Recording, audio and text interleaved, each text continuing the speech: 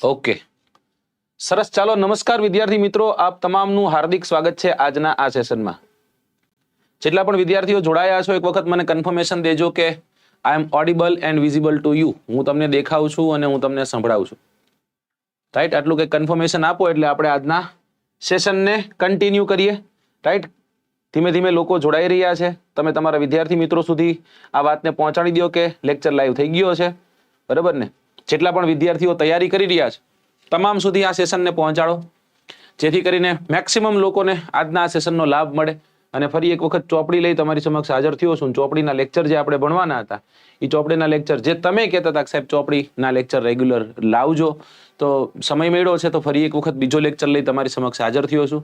અને આજના સેશનમાં ફરી એક વખત આપણે ધોરણ 10 ને જે આપણે ભણી રહ્યા હતા એને આપણે કન્ટિન્યુ કરવું છે, આગળ વધારવું છે અને આગળ વધારી અને 1-2 ચેપ્ટર આજના આ સેશનમાં આપણે સમજવા છે.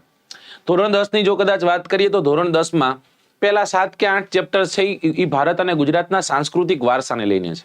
આ 5 કે 7 જેટલા ચેપ્ટર છે લગભગ, જ્યાં સુધી મને ખ્યાલ છે ત્યાં સુધી. આ 7 ચેપ્ટર એટલા મહત્વના છે દોસ્તો કે આ ચેપ્ટર કરી નાખો તો સાંસ્કૃતિક વારસામાંથી પડતા પ્રશ્નો છે એના લગભગ પ્રશ્નો છે એ આ 7 ચેપ્ટરમાંથી આપણને જોવા મળતા હોય છે. તો શું કરવું જોઈએ? 7 ચેપ્ટર મસ્ત કરી લેવા જોઈએ. 2 ચેપ્ટર આપણે ભણી ગયા છીએ. આજે ચેપ્ટર નંબર 3 અને ચેપ્ટર નંબર 4 તરફ આપણે આગળ વધવાના છીએ. પણ એક વખત દોસ્તો, જેટલા પણ વિદ્યાર્થીઓ જોડાયા છો બધા જ વિદ્યાર્થીઓ એક વખત આ સેશનને શેર કરવું પડશે. મેક્સિમમ લોકો સુધી પહોંચાડવું પડશે. જાજા લોકો હશે તો મજા, થોડીક ભણવાની મજા આવશે. બરાબર? Okay, so let start the session. આજના સેશનની શરૂઆત કરીએ. ચોપડી સામાન્ય વિજ્ઞાન ધોરણ 10 એપિસોડ નંબર 2, બીજા નંબરના એપિસોડમાં આપનું હાર્દિક સ્વાગત છે.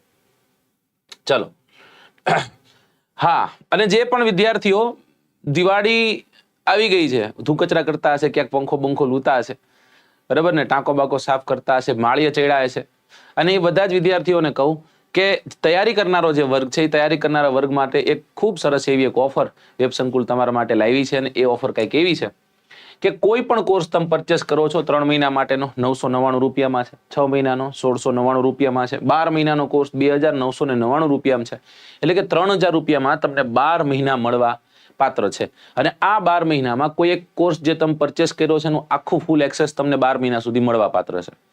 બીજી વાત એ છે કે કદાચ તમે કોર્સ પરચેસ કર્યો, આજે કોર્સ પરચેસ કર્યો, તો આજે રાતના લેક્ચરમાં જે 3 વિદ્યાર્થીઓ એવા હશે કે જે પહેલો વિદ્યાર્થી છે એને આપણે ટેબ્લેટ ગિફ્ટ કરીએ છીએ, બીજા નંબરનો જે વિદ્યાર્થી છે એને આપણે એક બુકસેટ ગિફ્ટ કરીએ છીએ, અને ત્રીજા નંબરનો જે વ્યક્તિ છે એને આપણે જે પણ કોર્સ લીધો હોય એની વેલિડિટી ડબલ કરી દેતા હોઈએ છીએ. ઓકે, તો આવું કંઈક મળવા પાત્ર છે, તો આનો લાભ લેશો બધા એવી આશાઓ. અને ફરી એક વખત કહીશ કે જલ્દીથી મેક્સિમમ લોકો સુધી પહોંચાડો. ઓછા લોકો હશે ભણવાની નહીં મજા આવે એ બધી.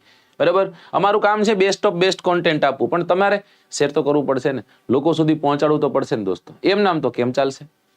રાઈટ, તો ચલો એ કરી નાખો એક વખત. ઓકે, શરૂઆત કરીએ આજના સેશનની. પહેલો પ્રશ્ન હું તમારી સ્ક્રીન પર આપું છું. પ્રથમ પ્રશ્ન તમારી સ્ક્રીન પર છે, ગુજરાત ભારતના સાંસ્કૃતિક વારસાને લઈને છે, અને 20 પ્રશ્નો આજે આપણે કરવા છે. આશા રાખું છું કે આ 20 પ્રશ્નોના તમે સાચા આન્સર કરી શકો. નહીં આન્સર કરી શકો તો તમને આજના આ સેશનમાંથી એક ક્વેશ્ચનને કઈ રીતના ટેકલ કરવો એનું એક નાનકડું માર્ગદર્શન મારા તરફથી તમને મળવા પાત્ર છે. પહેલો પ્રશ્ન આપું છું, જવાબ સી આવે, ડી આવે, બી આવે, કે આવે, તો એકમાં એ આવી રીતના તમારે જવાબ દેવાનો છેક સુધી. અને હું તો એમ કહું છું કે બાજુમાં એક પુસ્તક લઈને બેસી જાઓ ભાઈ, બાજુમાં એક પુસ્તક લઈને બેસી જાઓ, મતલબ કે એક પેપર લઈને બેસી જાઓ. રાઈટ, એ, બી, સી અને ડી આવી રીતના લખી જ નાખો. જેવો હું ક્વેશ્ચન ફ્લેશ કરું એટલે તમારે ત્યાં કુંડાળું કરી નાખવાનું. ધારો કે એ આવે છે તેમાં આમ કુંડાળું કરી નાખવાનું. પણ સાચો છે ત્યાં રિમાર્ક આપી દેવાનું, ખોટો સાચો છે એ કરી નાખવાનું. આનાથી થશે શું? આનાથી તમને ફરી એક વખત એક ઓલી એક્ઝામ વાળી ફિલિંગ છે થોડી ઘણી આવશે. એવી તો નહીં આવે એક્ઝેક્ટ, પણ થોડી ઘણી આવશે. ચલો, પહેલો પ્રશ્ન તમારી સ્ક્રીન પર છે, અને પહેલા પ્રશ્નમાં કવિ શું કહેવા માંગે છે તો કે પહેલા પ્રશ્નમાં હું પૂછું છું કે હડપ્પા સભ્યતાના નગર આયોજનમાં દર્શાવેલા વિધાનોમાં યોગ્ય વિકલ્પોની પસંદગી કરો. એમાં પહેલું વિધાન એવું છે કે શાસક અધિકારીઓને ગઢ જે ઊંચાઈ પર બાંધવામાં આવેલો હતો, રાઈટ, જેને આપણે સિટાડેલના નામે ઓળખીએ. કેના નામે ઓળખીએ છીએ? જેને આપણે સિટાડેલના નામે ઓળખીએ છીએ. બીજું વિધાન એવું છે કે ઉપલું નગર છે એ રક્ષાત્મક દિવાલોથી સુરક્ષિત હતું. ત્રીજું વિધાન એવું છે કે નીચલા નગરમાં મુખ્યત્વે હાથે ઘડેલી ઈંટોની બનાવેલ મકાનો જે છે એ મકાનો આપણને જોવા મળતા. કોઈ પણ એક સાચું છે, કોઈ પણ બે વિધાન સાચા છે, કોઈ પણ વિધાનો અયોગ્ય નથી અને કોઈ પણ વિધાનો યોગ્ય નથી. અહીંયા હું કહીશ યોગ્ય નથી. ઓકે, કોઈ પણ વિધાનો યોગ્ય નથી અને અહીંયા કીધું છે કોઈ પણ વિધાનો અયોગ્ય નથી. ચલો, જો હવે આ ક્વેશ્ચન સાહેબ આમાં તો કઈ રીતના કરું? આવા તો કઈ પ્રશ્ન પૂછાતા હશે. પહેલા યુપીએસસી એ આ પ્રકારની પેટર્નને ફોલો કરી. સાહેબ યુપીએસસી અને અમે તૈયારી કરી એમાં ફેર નહીં. યુપીએસસી છે, અમે વર્ગ 3 ની તૈયારી કરીએ છીએ. પણ પછી આવી વર્ગ 3 ની વીએમસી ની પરીક્ષા, અને એ વીએમસી ની પરીક્ષામાં પણ 4-5 પ્રશ્નો આવા જોવા મળ્યા હતા. એટલે હવે એમ નથી કહેતા કે વિધાન 1 અને વિધાન 2 સાચું. હવે એમ નથી કહેતા કે વિધાન 1, 2 અને 3 સાચા. હવે તમને તમારી પાસે પૂછવા માંગે છે કે આમાંથી કોઈ 3 સાચા છે, તો આમાંથી જે 3 સાચા છે કયા 3 સાચા છે? રાઈટ, આ પ્રકારના ક્વેશ્ચન્સ છે. Okay okay, thank you so much. જાગતે રહોનો લેક્ચર સરસ છે. Thank you so much. બહુ બધો પ્રેમ મળ્યો છે. જે લોકોએ નથી જોયો એ લોકો જાગતે રહોના એપિસોડ્સને જોઈ લેજો. દોસ્તો, અહીંયા સાચો આન્સર શું છે? સાચો આન્સર તમામ વિધાન જે છે એ તમામ વિધાન યોગ્ય છે. બરાબર. શાસક અધિકારીઓ છે એ શાસક અધિકારીઓનો ગઢ ઊંચો હતો, જેને આપણે સિટાડેલ કહીએ છીએ. હા. પછી ઉપલું નગર રક્ષાત્મક દિવાલોથી સુરક્ષિત હતું. હા, સાચી વાત છે. અને નીચલા નગરમાં મુખ્યત્વે હાથે ઘડેલી ઈંટો છે એનું બનાવટ આપણને જોવા મળતું. આ ઉપલું નગર છે, ઉપલા નગરમાં હજી એક વસ્તુ આપણે એડ કરી શકીએ કે ભાઈ ઉપલું નગર જે છે ઉપલા નગરમાં આપણને જોવા મળતું 4 થી લઈ અને 5 મકાનો વાળું, 4 થી લઈ અને 5 ઓરડાઓ વાળું જે મકાન જે છે એ મકાન આપણને જોવા મળતું. સાહેબ આ કેમાં છે?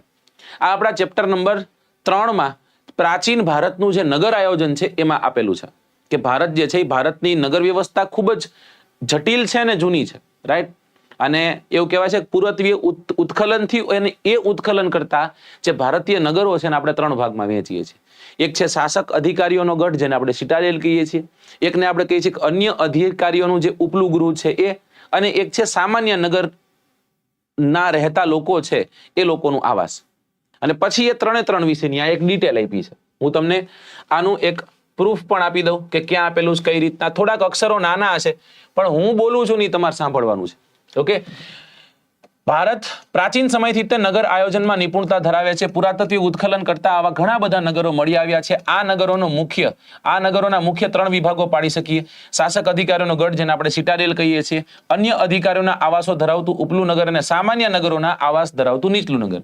શાસક અધિકારીનો ગઢ જે છે એ ઊંચાઈ પર રહેતો હતો અને ઉપલું નગર જે છે રક્ષાત્મક દિવાલોથી ઘેરાયેલો રહેતો અને 2 થી લઈને 5 ઓરડાના મકાનોમાં જોવા મળતા.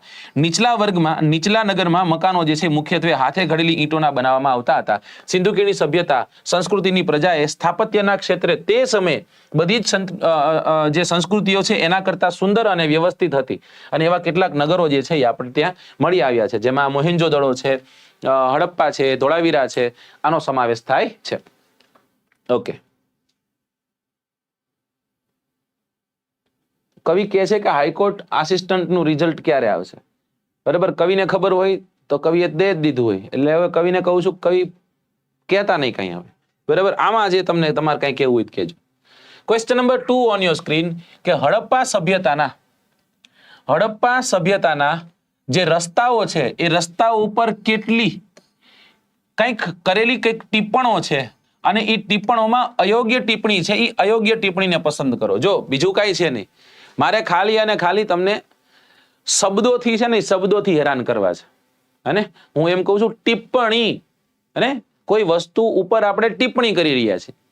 તો અહીંયા એ જ થયું, વિધાનાત્મક જ વાત છે કે હડપ્પા સભ્યતાના રસ્તા ઉપર કરેલી ટિપ્પણીઓ છે એ ટિપ્પણીઓમાં અયોગ્ય ટિપ્પણી પસંદ કરો. બરાબર. પછી દીધું છે કે 9.75 મીટર પહોળા રસ્તાઓ હતા. રસ્તાઓ કાટખૂણે મળતા હતા. બે મુખ્ય નગર રાજમાર્ગો જે છે એ ઉત્તરથી દક્ષિણ અને પૂર્વથી પશ્ચિમ તરફ જતા હતા. અને રસ્તાઓ વચ્ચે ઝીબ્રા ક્રોસ તથા ચૂનાના માર્ગ જોવા મળતા હતા. 1 અને 2 સાચું, 1, 2 અને 3 સાચા, 1, 3 અને 4 સાચા, કે માત્ર 4 સાચું? ચલો આમાં આન્સર કરી જાવ તો મજા આવે. બરાબર. માત્ર ઓકે. હોશિયાર વર્ગ આવ્યો છે ભાઈ. કેવો વર્ગ આવ્યો છે? એકદમ હોશિયાર વર્ગ આવ્યો છે. કેમ હોશિયાર વર્ગ કહું છું? એટલા માટે દોસ્તો કે તમે આનો પરફેક્ટલી જેવો આન્સર હોવો જોઈએ એવો આન્સર તમે કરી રહ્યા છો, તો એ સારું કહેવાય, ખરાબ ન કહેવાય. ડી આવે ને. લગભગ લોકો ઓપ્શન ડી તરફ જાય છે. લગભગ લોકો ઓપ્શન ડી કહે છે. ઓકે, ચલો માત્ર 4. બહુ સાચી વાત છે ભાઈ. રસ્તા ઉપર ન્યા ક્યાં ઝીબ્રા ક્રોસ હતા, એને આ કવિએ બનાવેલું વિધાન છે. એને ઝીબ્રા ક્રોસ નો જોવા મળતા, ન્યા ચૂનાના માર્ગ જોવા ન મળતા. બરાબર, એવું નથી લખ્યું આધે ઈધર જાઓ આધે ઉધર જાઓ, જમણી તરફ વળી જાઓ, એવું કાંઈ નહોતું. કાંઈ હતું નહીં. ઉપરની જે બધી વાતો છે એ એકદમ પરફેક્ટ છે. સાહેબ કેમાં આપ્યું છે? તો જ્યારે તમે ભણો છો એ જ ચેપ્ટરમાં નગર વ્યવસ્થા પછી રોડ રસ્તાઓ છે. તો રસ્તાઓની વાત કરી છે કે આખી સિંધુ ઘાટી સભ્યતાનું એક વિશિષ્ટ લક્ષણ જો કદાચ કોઈ હોય ને તો આ નગર રચનાનું જે રસ્તાઓ જે છે એ રસ્તાઓ, રાઈટ. અને એવું કહેવાય છે કે મોટાભાગના રસ્તાઓ છે એ મોટાભાગના રસ્તાઓ 9.75 મીટર પહોળા હતા. જો વાંચી લઈએ, આ નગર રચનાનું વિશિષ્ટ લક્ષણ અહીં આવેલા રસ્તાઓ છે. મોટાભાગના રસ્તાઓ 9.75 મીટર પહોળા હતા. નાના મોટા રસ્તાઓ એકબીજાને કાટખૂણે મળતા હતા. એકથી વધુ વાહનો પસાર થાય એટલા પહોળા હતા. સમજાઈ ગયું? સામે એક ખટારો આવે અને આનકોરે એક ખટારો આવે તો એકબીજાના ઠાઠા અડી ન જાય, બરોબર, એવા રસ્તાઓ હતા. રસ્તાઓની બાજુમાં રાત્રિ પ્રકાશ માટે થાંભલા હોવાનું અનુમાન છે. આવું કઈ જોવા નથી મળ્યું, પણ એવું લોકો માને છે, ધારે છે પુરાતત્વ ખાતાના લોકો કે અહીંયા આવી રીતના કંઈક રસ્તાઓ જે છે, રસ્તાઓની આજુબાજુમાં કંઈક વીજળી તો નહોતી એ સમય દરમિયાન, પણ લાઇટિંગ હશે કંઈક. ઓકે, ચલો, એવા થાંભલાઓ જે છે થાંભલા હોવાનું અનુમાન છે. નગરના સીધા પહોળા રાજમાર્ગો હતા, બહુ મોટા હતા જે રાજમાર્ગો છે, અને તે ક્યાંય વળાંક નહીં લેતા, સીધા જ જતા હતા. આ પ્રાચીન સમયની વિશિષ્ટતા ગણાય છે. અને 2 મુખ્ય રાજમાર્ગો હતા. એક માર્ગ જે છે એ ઉત્તરથી દક્ષિણ તરફ જતો, જ્યારે બીજો જે છે એ પૂર્વથી પશ્ચિમ તરફ જતો જોવા મળતો. અને બંને માર્ગો મધ્યમાં કાટખૂણે છેદતા હતા. મતલબ કે આવી રીતના છે, આ રાજમાર્ગ નંબર 1, રાજમાર્ગ નંબર 2, પછી બધા ઝીણઝીણા રસ્તા હતા, પણ આ રસ્તા મુખ્ય હતા. બરાબર, આ રસ્તા મુખ્ય હતા. લગભગ બધા જ રસ્તાઓ એકબીજાને કાટખૂણે છેદતા. દોસ્તો તમને કદાચ ખ્યાલ હશે, ગાંધીનગરમાં કદાચ જાઓ તો ગાંધીનગરમાં ત્યાં રસ્તાઓ કાટખૂણે છેદતા જોવા મળે છે. તો ગાંધીનગરમાં જે આપણે રસ્તાઓનું આયોજન થયું છે, એ રસ્તાઓનું આયોજન કયા બેઝ ઉપરથી ઉપાડ્યું છે દોસ્તો? તો યાદ રાખજો, સિંધુ ઘાટી સભ્યતાના જે રસ્તાઓ છે, રોડ રસ્તાઓ છે, એના આધારિત સેક્ટરમાં આખું ગાંધીનગરને વિભાજિત કરવામાં આવ્યું છે. ચલો,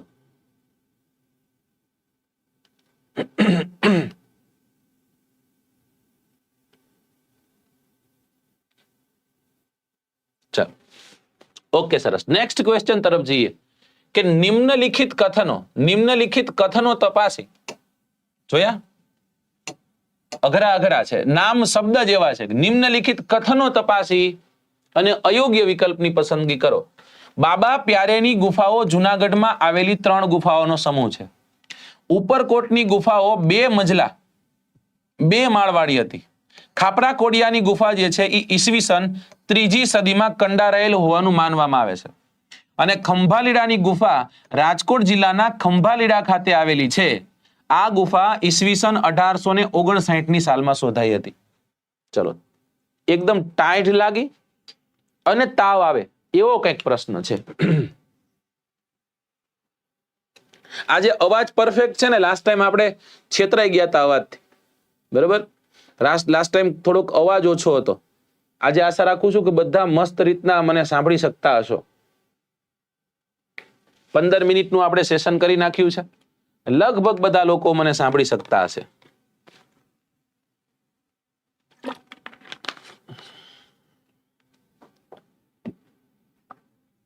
સાઈડ માર્યો. ઓકે, હવે વાંચી લો. કોઈ પણ 2 વિધાન સાચા છે, કોઈ પણ 1 વિધાન સાચું છે, કોઈ પણ 3 વિધાન સાચા છે, કે તમામ વિધાન સાચા છે?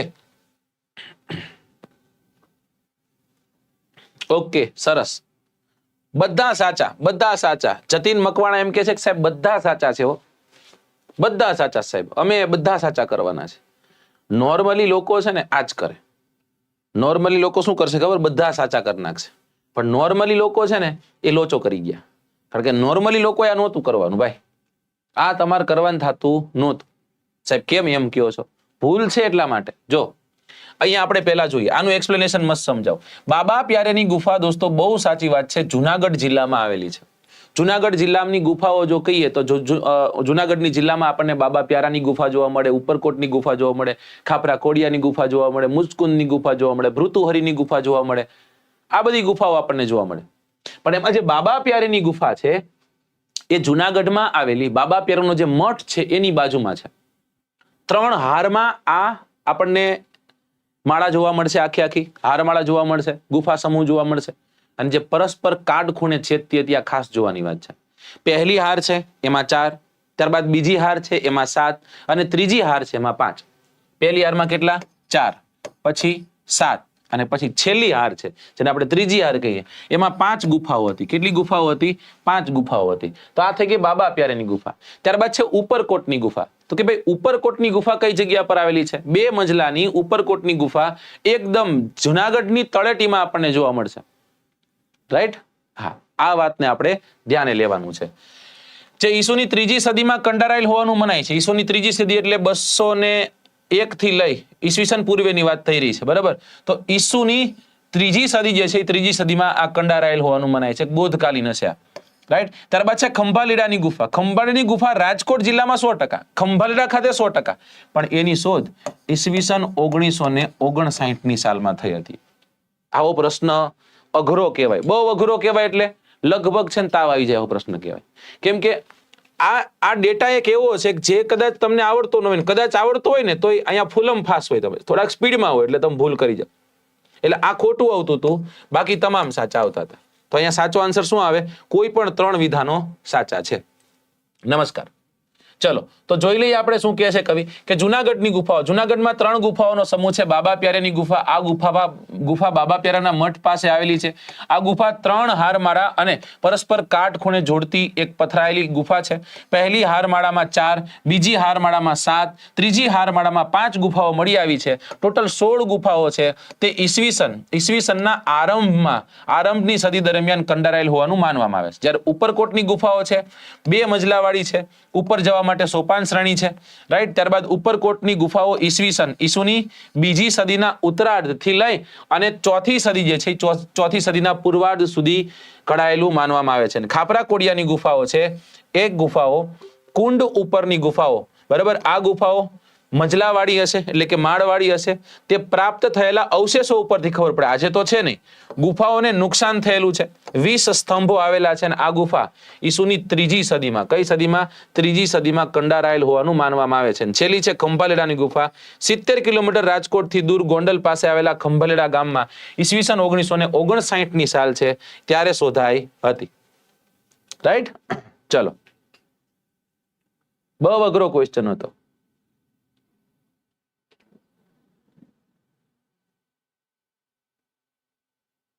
આખું ચેપ્ટર કરીએ બટ એક શબ્દ ના આવે એટલે 1 માર્ક ગયો. જો એવું ન વિચારતા ક્યારે કે એક ચેપ્ટર કરી નાખ્યું આપણે પાસ થઈ જશું, કે પછી એક ચેપ્ટરના કારણે આપણે ફેલ થઈ જશું. તમારું કામ એક જ છે, ભણવાનું, વાંચ જ કરવાનું. એક સમય આવશે દોસ્તો, દરેક વસ્તુ ઝૂકશે.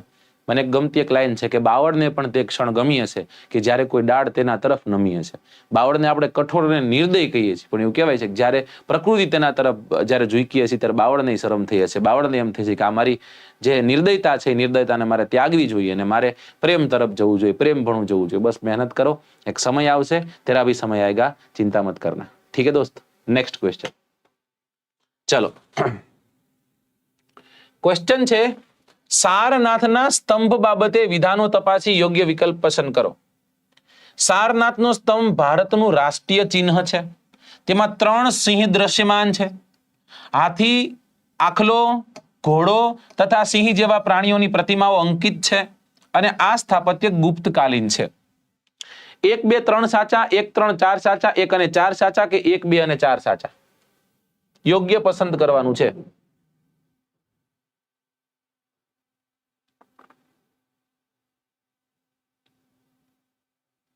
ચલો, શું સાચું આવશે? બી, ડી, એ. ઓકે. કળિયુગમાં સમય નથી આવતો જલ્દી. યસ, એ આપણી મેન્ટાલિટી છે, આપણી માનસિકતા છે, બરાબર ને? કળિયુગમાં સમય નથી આવતો. જો સમય ન આવતો કળિયુગમાં તો સચિન રમેશ તેંડુલકરનો 49 સેન્ચુરીનો રેકોર્ડ વિરાટ કોહલી ન તોડી શકે. જો સમય ન આવતો તો ફ્લોપ થતો એક ખેલાડી જેને આપણે રોહિત શર્માના નામે ઓળખીએ છીએ, જેને 2011ના વર્લ્ડ કપમાં સ્થાન નહોતું પ્રાપ્ત થયું, 2019માં ભારતની એને કેપ્ટનશીપ કરીને પછી આગળ જતા તમને ખ્યાલ છે કે સર્વાધિક સેન્ચુરીઓનો રેકોર્ડ પણ એના નામે જ છે. આજે સૌથી વધુ વર્લ્ડ કપમાં સેન્ચુરી મારવાનો રેકોર્ડ રોહિત શર્માના નામે છે. એક વર્લ્ડ કપ કે તો એના નામે છે અને સૌથી વધુ કે તો એના નામે છે. અને captain leading from the front છે કે પહેલા જ આવીને ધબધબાઈ નાખે છે. આફ્રિકાવાળી મેચમાં જો કદાચ પેલી 10 ઓવરમાં 90 રન ન થયા હોત તો ભારત કદાચ તકલીફમાં મુકાણું હોત. તો ડિપેન્ડ્સ ભાઈ કે આપણે શું વિચારીએ છીએ. બરાબર. હા ચલો, અહીંયા સાચો આન્સર છે ઓપ્શન એ, 1, 2 અને 3. આપણે યાદ કઈ રીતના રાખ્યું હતું? બુલ નહીં, શું યાદ રાખ્યું હતું? ભેલ. શું યાદ રાખ્યું હતું? ભેલ. Bull, horse, elephant and lion. Okay, તો જો સારનાથનો સ્તંભ છે ને એ રાષ્ટ્રીય ચિહ્ન છે, સાચી વાત છે. તેમાં 3 સિંહ દ્રશ્યમાન છે. લોકો અહીંયા ભૂલ કરી જાય એમ કે સાહેબ 4 આવે, એ સાહેબ 4 આવે. પણ હું તમને કહું, ચલો અહીંયા 4 સિંહો છે. દેખાય છે તમને 4? ના સાહેબ, તમને 3 જ દેખાતા છે. 1, 2 અને 3. એક દ્રશ્યમાન નથી, એક પાછળ ગોઠવાયેલો છે. 4 સિંહો ખરા, પણ કવિએ પૂછ્યું તું શું કે 3 સિંહ દ્રશ્યમાન છે. શું પૂછ્યું તું? જો સતીશભાઈ જ કહે છે કે સિંહ 4 નહીં, એને બહુ સાચી વાત છે, દ્રશ્યમાન કીધું, દેખાતા હોય તેવા. સારનાથનો તમે કદાચ સ્તંભ જોયો હોય કદાચ ભૂલથી, તો એમાં જ્યાં આ સિંહ છે, આ સિંહ તમને 3 જ જોવા મળશે. કેટલા જોવા મળશે? 3. પાછળનો આપણે નથી જોઈ શકતા, એટલે એ દ્રશ્યમાન નથી. કવિ એમ કીધું કેટલા દ્રશ્યમાન છે, તો 3 દ્રશ્યમાન છે. આખલો, હાથી, આખલો, ઘોડો અને સિંહ, આવા પ્રાણીઓ છે. આ સ્તુપ્ત ગુપ્તકાલીન નહીં ભાઈ, આ સ્તુપ્ત મૌર્યકાલીન છે. કેવો સ્તુપ્ત છે? મૌર્યકાલીન. રાઈટ? સમજવામાં ભૂલ થાય, ઇટ્સ ઓકે. એટલા માટે જ તે ભૂલૈયા જ છે. આ બધા પ્રશ્ન ભૂલૈયા છે. ઈઝી છે જ નહીં ભાઈ, ઈઝી લાવ્યા જ નથી ને આપણે. જો કદાચ તમારે એની પ્રતિકૃતિ જોઈ હોય તો આ છે. કેટલો સુંદર છે સાહેબ, કેટલો સુંદર, એટલે કે જસ્ટ વાવ. બરાબર ને? એવો છે. કઈ રીતના છે? તો જો એ સમય દરમિયાન છે ને જે સ્તંભ સ્થાપત્યો બનતા, એ સ્તંભ સ્થાપત્યોમાં ઉપર એક આવું ઊંધું કમળ રહેતું. શું રહેતું? એક ઊંધું કમળ રહેતું. આ કમળ છે. પછી આ કમળની ઉપર કોઈ પ્રાણીઓ છે, એ પ્રાણીઓની પ્રતિકૃતિઓ અંકિત કરવામાં આવતી હતી. હવે આ પ્રાણીઓને એક બેઝ ઉપર બેસાડવામાં આવ્યા છે, એક બેઝ ઉપર બેસાડવામાં આવ્યા છે. અને આટલી બધી અલગ અલગ જે સ્તંભો મળ્યા આપણને, આનાથી સુંદર કાંઈ છે જ નહીં. રાઈટ? આનાથી સુંદર કાંઈ છે જ નહીં, એવું છે. પણ આમાં જે 3 સિંહ દ્રશ્યમાન છે, એકડે 1, આ 2 અને આ 3. ચોથા નંબરના જે ભીખાભાઈ છે એ પાછળની સાઈડ છે, આપણને દેખાતા નથી. એની સાથે દોસ્તો યાદ રાખવાનું છે કે અહીંયા એક ધર્મચક્ર છે. શું છે? ધર્મચક્ર છે. હવે એક ધર્મચક્ર પછી તો કે એક ધર્મચક્ર જેવું મૂકી એટલે એક પ્રાણી હશે. ફરી એક વખત અહીંયા પ્રાણી હશે, ફરી એક વખત ધર્મચક્ર હશે, ફરી એક વખત પ્રાણી હશે, ફરી એક વખત ધર્મચક્ર હશે, ફરી એક વખત પ્રાણી હશે. અને આ ધર્મચક્રનો સીધો સંબંધ તમને બધાને ખ્યાલ છે દોસ્તો, શેની સાથે છે? તો કે ભગવાન બુદ્ધ સાથે છે. કેની સાથે છે? બુદ્ધ સાથે. ધર્મચક્ર પરિવર્તન કહેવાયા હતા, યાદ છે ને? આની સાથે સાથે સારનાથ પણ ભગવાન બુદ્ધ સાથે જોડાયેલું છે, ખ્યાલ છે ને? આ સાહેબ ખ્યાલ છે, કારણ કે સારનાથ ખાતે ભગવાન બુદ્ધે સૌ પહેલો ઉપદેશ આપ્યો હતો. ત્યાંથી તે આ ધર્મચક્ર પરિવર્તન કહેવાયું. અને આ જ ચક્ર જે સારનાથના સ્તંભમાંથી આપણને જે ચક્ર મળે છે, આ ચક્રને આપણે અશોક ચક્ર કહીએ છીએ. શું કહીએ છીએ? અશોક ચક્ર કહીએ છીએ. દોસ્તો આ જ અશોક ચક્ર આપણા ત્રિરંગાની શાનમાં વધારો કરે છે મધ્યમાં રહીને. તો આટલી બધી વાતો આપણે જોવાની છે અને જાણવાની છે. યાદ રાખવાની વાત એ પણ છે કે જ્યાં સારનાથનો સ્તંભ છે, આ સ્તંભ સ્થાપત્યનું ઉત્તમ ઉદાહરણ છે. જો આવ્યો શબ્દ સ્તંભ, તો ભારતમાં સર્વાધિક સ્તંભો જો કોઈના સમય દરમિયાન બન્યા હોય તો એ મૌર્યકાલીન. અને મૌર્યકાલીન જો કોઈ સ્તંભો, એમાં સૌથી વધુ સ્તંભો કોઈના સમય દરમિયાન બન્યો હોય તો એક કાકા એવા હતા જેનું નામ હતું અશોક કાકા. ઓકે, ચલો.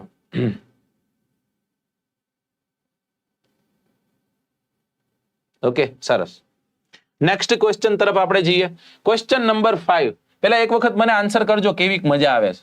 અઘરા ક્વેશ્ચન હશે, કદાચ તમારો ટ્રેક રેકોર્ડ બગડ્યો હશે, ઓછા આન્સર સાચા થયા હશે, પણ સમજવાની મજા આવે છે, ભણવાની મજા આવે છે. જો આવતી હોય તો હા પાડજો. 1, 2, 3, 4, 2, 4, 1, 3 અને 4 અને 1 પણ નહીં. શું પૂછ્યું છે? નિમ્નલિખિત કથનો તપાસો અને અયોગ્ય પસંદ કરો. સ્તુપ્ત સ્થાપત્ય ભગવાન બુદ્ધ સાથે જોડાયેલા છે. સાંચી, સારનાથ, બેરત, નંદનગઢ તથા દેવની મોરી વગેરે સ્તુપના ઉદાહરણો છે. સાંચીનો સ્તુપ છે એ મધ્યપ્રદેશ સ્થિત છે અને હાર્મિકા એટલે સ્તુપની ચારે બાજુ આવેલી વાડને આપણે શું કહીએ છીએ ને આપણે હાર્મિકાના નામે ઓળખીએ છીએ. ચલો 1 2 3 4 2 4 1 3 4 કે એક પણ નહીં. શેના સાથે જોડાયેલો ક્વેશ્ચન છે? ક્વેશ્ચન જોડાયેલો છે સ્તુપ્ત સ્થાપત્ય સાથે. બરાબર, ચલો ABCD, very good, very good, ખૂબ સરસ. હવે તમે એને કેપ્ચર કરી રહ્યા છો, મને મજા આવે છે કે તમે કેપ્ચર કરી રહ્યા છો. વાઘેલા વિરેન્દ્રસિંહ ઓપ્શન A કરી રહ્યા છો તમે. ઓકે, બાકી લગભગ લોકો ઓપ્શન D તરફ જાય છે. બધા સાચા. ઓકે, બધા સાચા એનો મતલબ શું થાય? બધા સાચા એટલે એનો મતલબ શું થાય? 1 2 3 અને 4. આવું કરો એટલે માર્ક કપાશે. બધા સાચા છે, બહુ સાચી વાત છે. જો હજી છે, બંને એડિટર છે, એ ઓપ્શન એ કરે છે. દીક્ષા છે, એ ઓપ્શન એ કરે દિશા. બરાબર, જો દોસ્તો શું પૂછ્યું છે, જો આ લીટો પાડ્યો છે મેં, અયોગ્ય પૂછ્યું છે. અને જ્યારે અયોગ્ય પૂછ્યું હોય ત્યારે બધા યોગ્ય છે, રાઈટ? એટલે અહીંયા જવાબ શું આવે ભાઈ? જવાબ આવે એક પણ નહીં. શું જવાબ આવે? એક પણ નહીં. હે ને? આવી નાની નાની બાબતો છે જેને આપણે ધ્યાન રાખવી પડે. નકર આપણા હાથમાંથી નાની નાની બાબતો હોય તે અને મોટી મોટી બાબતો બધી સરકી જાય, આપણા હાથમાંથી વહી જાય. સમજાય છે ને શું કહેવા માંગુ? સમજી તો ગયા જશો. સ્તંભ સ્થાપત્યની વાત કરીએ, સ્તંભ લેખોની જો કદાચ વાત કરીએ તો આપણે શિલાલેખ સ્તંભોની આપણે વાત કરી કે અશોકના સમય દરમિયાન સ્તંભો બનતા હતા. સ્તંભો પછી જો કોઈ બહુ મહત્વની એક સ્થાપત્ય રચના હોય તો એને આપણે કહીએ છીએ સ્તુપ્ત. અને એ સ્તુપ્તમાં હાર્મિકા એટલે શું? તો કે સ્તુપ્તના જે ઓલો અંડાકાર ભાગ છે એ અંડાકાર ભાગની ચારેય બાજુએ, આ ચારેય બાજુએ આપણને એક રેલિંગ જોવા મળે, ગ્રીલ જોવા મળે. એને આપણે હાર્મિકાના નામે ઓળખીએ છીએ. તે સમગ્ર સ્તુપ્તને આવરી લે છે, આખા સ્તુપ્તને તે આવરી લે છે.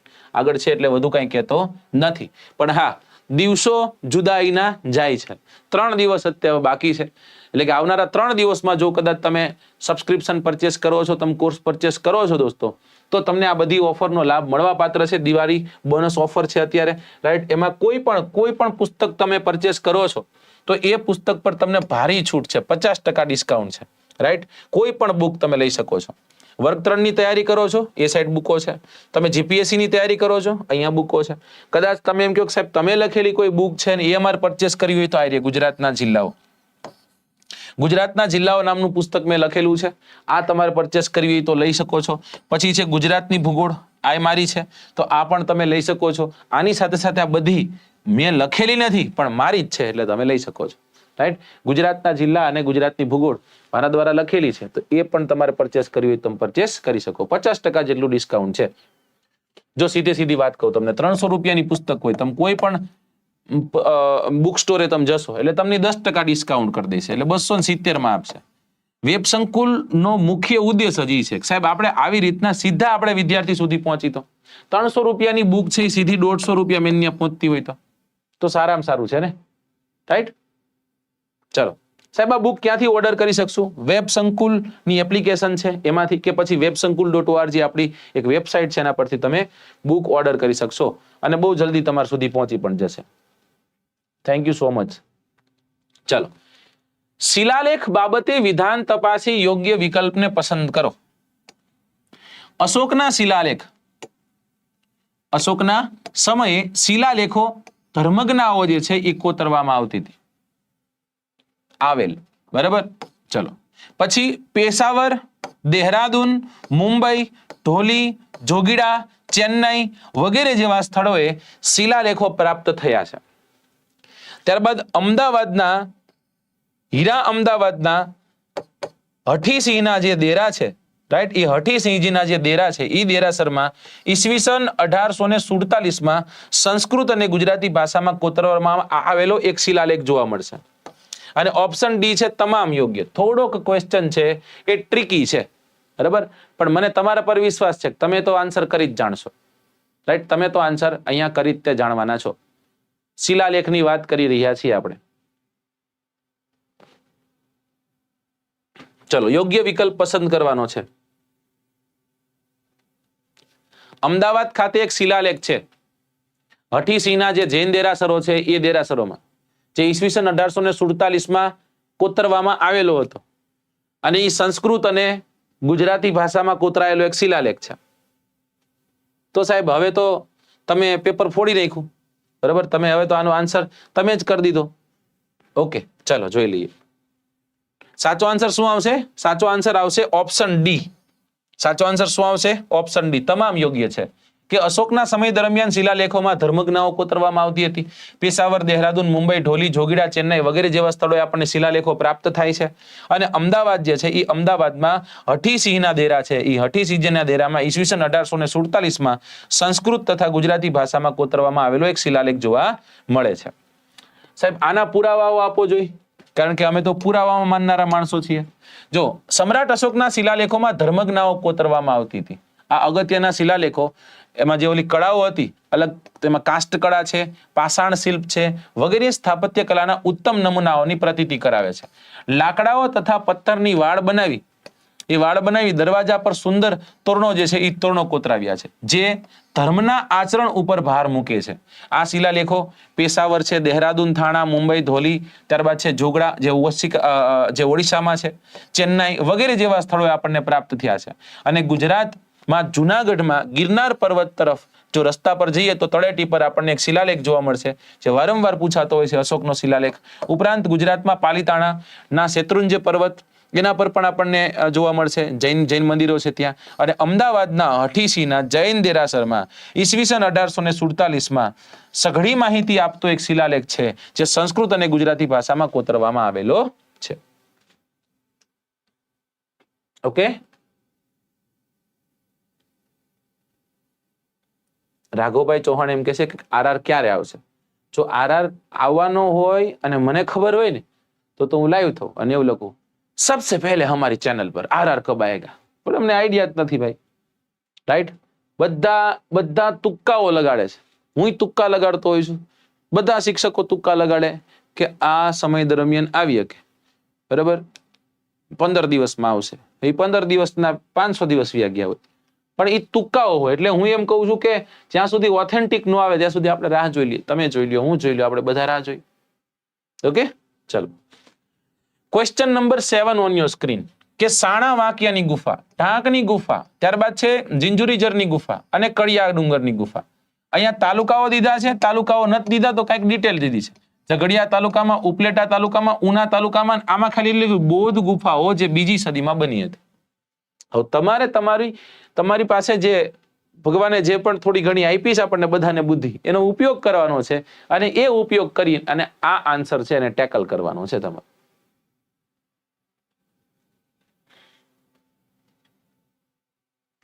યસ, અને એક બહુ સરસ વાત કહું, આરઆર ક્યારે આવશે, આરઆર ક્યારે આવશે, આવું કહેવાવાળા લોકો જે છે ને એમાં 90% લોકો કેવા છે ખબર, કે જેની તૈયારી અધૂરી હશે.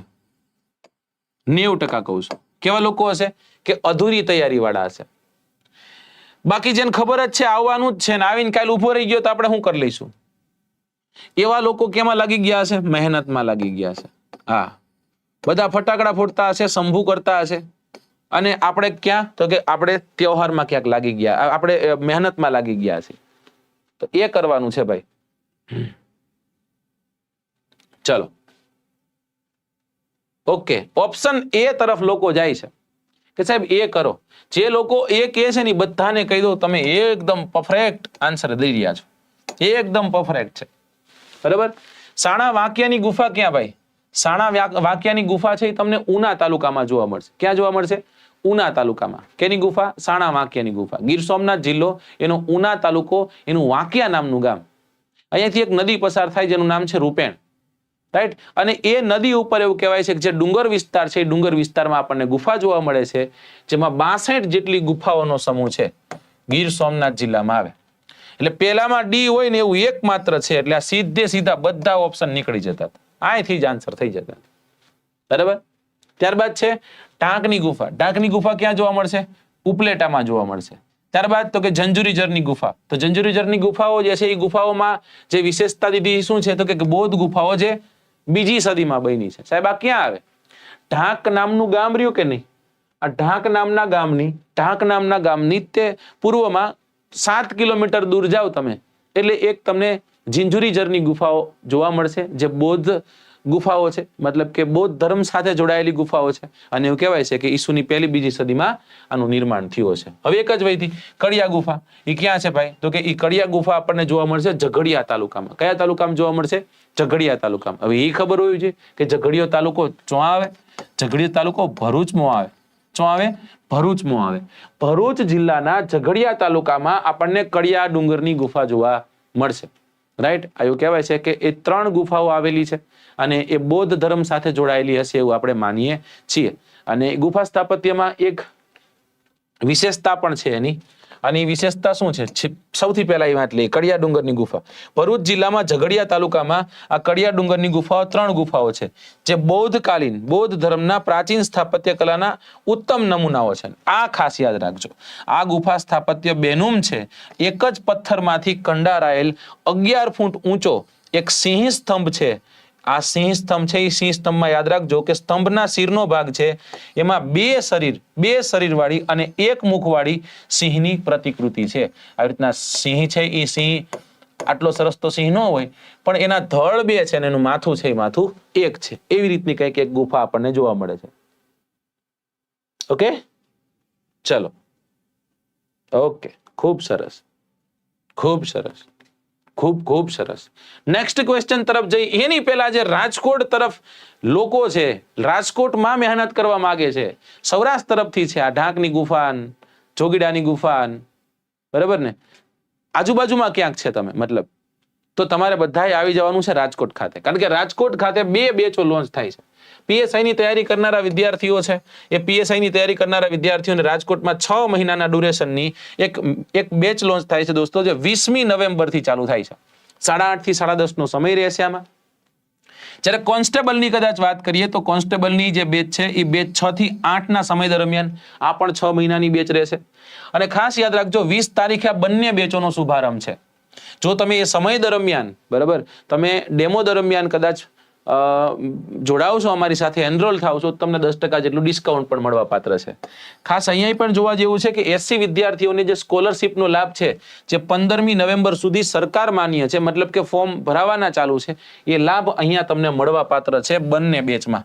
ઓકે, બાકી વિશેષતાઓ તમને ખ્યાલ જ હશે. Daily test, weekly test, monthly test, નવી પરીક્ષા પદ્ધતિ મુજબ ટેસ્ટ, કરંટ અફેર્સના વિશેષ લેક્ચર, બરાબર, ઇંગ્લિશ, મેથ્સ, ગુજરાતી વગેરે જેવા વિષયો પર વધારે આપણે ભારણ આપીએ છીએ. અને શ્રેષ્ઠ ટીમ, ફેકલ્ટી ટીમ આપણી સારી છે.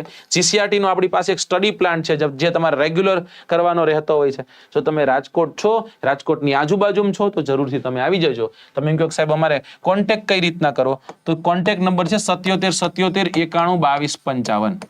આ નંબર પર તમે તમારું નામ રજીસ્ટર કરાવી શકો છો. ઓકે, સરસ. તો નેક્સ્ટ ક્વેશ્ચન તરફ જઈએ. CC ની તૈયારી કરનારા વિદ્યાર્થીને કહી દો, 4 વાગ્યે 4 થી લઈને 6 ના સમય દરમિયાન રાજકોટ ખાતે 20 તારીખે CC ની બેચ પણ સ્ટાર્ટ થાય છે. 20 તારીખ એટલા માટે રાખી કે સમય દરમિયાન કદાચ નવો RR બાર આવવાનું હોય તો આવી જાય, ને કદાચ ન આવે પછી આપણે જૂની પરીક્ષા પદ્ધતિથી જે મહત્વની વાતો છે ને આપણે સમજાવતા જશું. ચલો, નીચેનામાંથી અયોગ્ય વિધાન છે, એ વિધાનની પસંદગી કરવાનું કવિએ કીધું છે. કે મોહેન્જો-દડોનો અર્થ મરેલાનો ટેકરો થાય છે. ત્યારબાદ મોહેન્જો-દડો જે છે એ મોહેન્જો-દડોના નગરના રસ્તાઓ છે એ 9.75 મીટર પહોળા હતા. આપેલ તમામ બંને યોગ્ય છે કે પછી એક પણ નહીં? ચલો, આનો કરો answer. Question number 8, what will be the right answer? A, B, C or D? ભણ્યા થશો ને મોહેન્જો-દડો વિશે?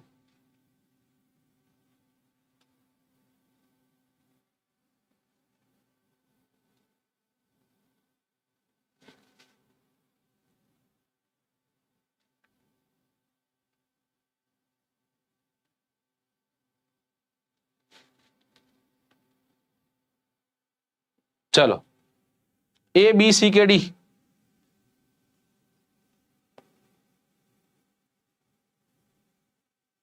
ચલો, D તરફ લોકો જાય છે, પણ સાચા છો, એક પણ નહીં આવે. અયોગ્ય વિધાન તપાસવાનું કીધું.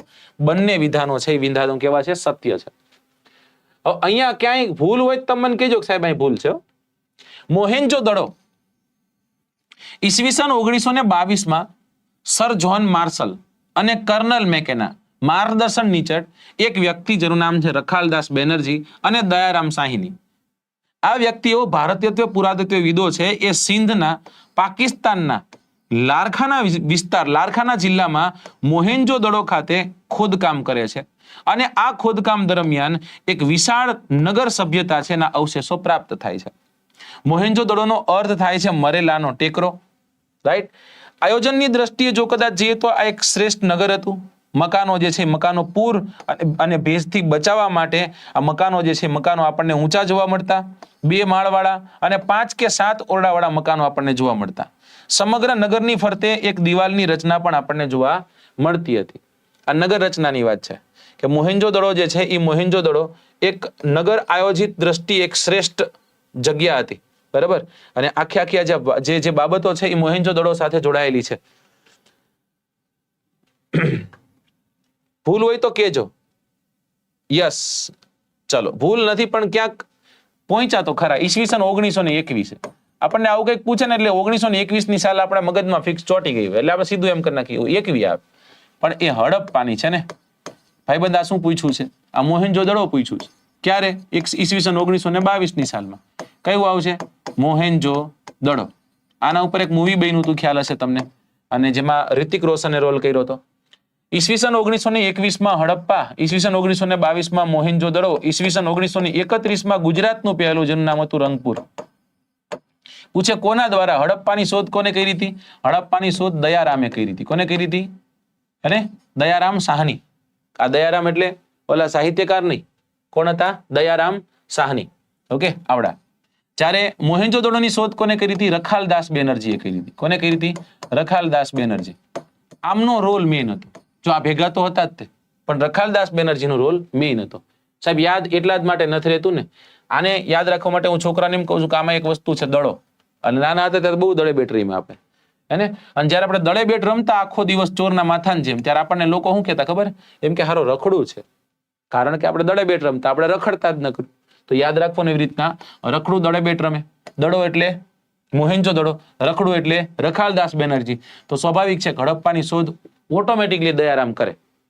આમ આપણે યાદ રાખી શકીએ. ડન? ચલો, question number 9 on your screen. Sir John Marshall અને કર્નલ મેકોલેના વડપણ હેઠળ ક્યારે દયારામ સાહનીએ પંજાબના મોન્ટેગોમરી નામનો જિલ્લો છે, એ મોન્ટેગોમરી જિલ્લામાં આવેલા હડપ્પા પાસેના ભારતીય સભ્યતાની અતિ પ્રાચીન અવશેષો છે એ શોધી કાઢ્યા હતા? બહુ અઘરો question. This is the toughest question you would have ever scene.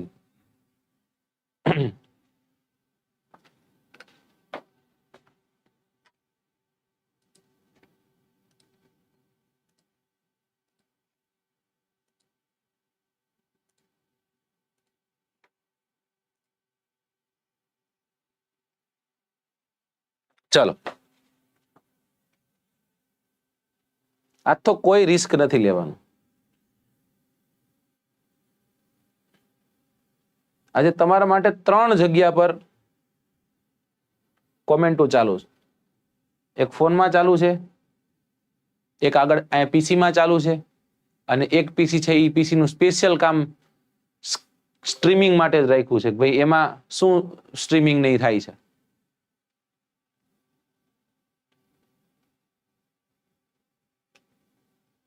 ચલો, ઓકે. સાચો આન્સર ઈસવીસન 1921. કેમ કે હમણાં થોડીક વાર પહેલા જ મેં તમને કહી દીધું. હડપ્પાની જો કદાચ વાત થાય તો હડપ્પા સર જોન માર્શલ અને કર્નલ મેકોલેના વડપણ નીચે ઈસવીસન 1921 ની સાલના દયારામ સાહની પંજાબના મોન્ટેગોમરી નામના જિલ્લામાં આવેલા હડપ્પા પાસે ભારતીય સભ્યતાની અતિ પ્રાચીન હોય એવા અવશેષો પ્રાપ્ત થયા. હિમાલય પ્રદેશના રોપર છે, ત્યારબાદ ઉત્તર પ્રદેશના મેરઠ છે, આલમગીરપુર છે, બરોબર, મેરઠ જિલ્લાનું આલમગીરપુર, રાજસ્થાનમાં કાલીબંગન છે, ગુજરાતમાં છે તો ધોળકા તાલુકામાં આવેલું લોથલ છે, કચ્છમાં જઈએ તો દેસલપુર શિકારપુર છે, ધોળાવીરા છે, સૌરાષ્ટ્રમાં લીંબડી પાસે રંગપુર છે, ગોંડલ પાસે શ્રીનાથગઢ એટલે કે રોજડી છે, મોરબી પાસે જોઈએ તો કુંતાસી છે, સોમનાથ છે, વગેરે સ્થળોથી સિંધુ ઘાટી સભ્યતાના અવશેષો પ્રાપ્ત થયા. સપ્ત સિંધુ નદીઓનો પ્રદેશ એ આપણા દેશની સંસ્કૃતિનો પ્રદેશ છે.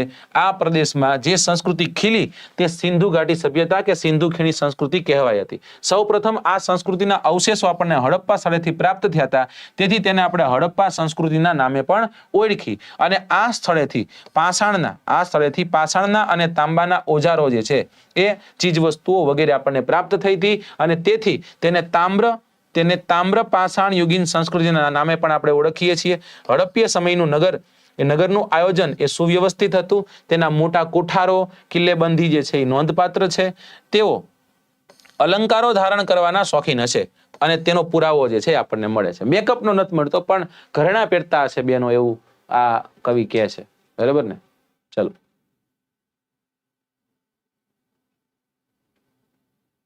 ઓકે. રોજડી વાળો ક્વેશ્ચન ડીવાયએસઓ માં આવી ગયો, સાચી વાત છે. ચલો, question number 10 on your screen. 10મા નંબરનો પ્રશ્ન તમારી સ્ક્રીન પર છે કે લોથલ અમદાવાદ જિલ્લાના કયા તાલુકામાં છે? દસક્રોઈ, વિરમગામ, ધોળકા.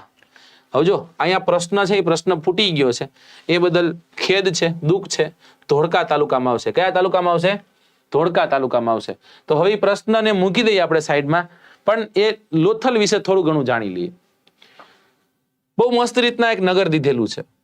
આ નગરની મુખ્ય જે વિશેષતા છે એ વિશેષતા એ છે કે આ નગરમાં આ જગ્યા પર જે તમને જોવા મળે છે આને આપણે ધક્કો કહીએ છીએ, આને આપણે ગોદી કહીએ છીએ, આને આપણે ધક્કો કહીએ છીએ, આને આપણે ડોકયાર્ડ કહીએ છીએ. આખા નગરની સૌથી મહત્વની જો વિશેષતા જો કોઈ હોય તો એની ગોદી, એનો ધક્કો અને એનું ડોકયાર્ડ. બરાબર? આ ડોકયાર્ડ એટલે શું? તો કે એવી જગ્યા જે જગ્યા પર જહાજ લંગારવામાં આવતા. અહીંયા જો જહાજો લંગાર્યા છે, એટલે અહીંયાથી છે ને વાહન વટું થતું દેશ વિદેશમાં. બે નદીઓ હતી. એક નદી આપણને જોવા મળે છે, એનું નામ છે સાબરમતી. બીજી નદી જે આપણને જોવા મળે છે એનું નામ છે લીંબડી ભોગાવો.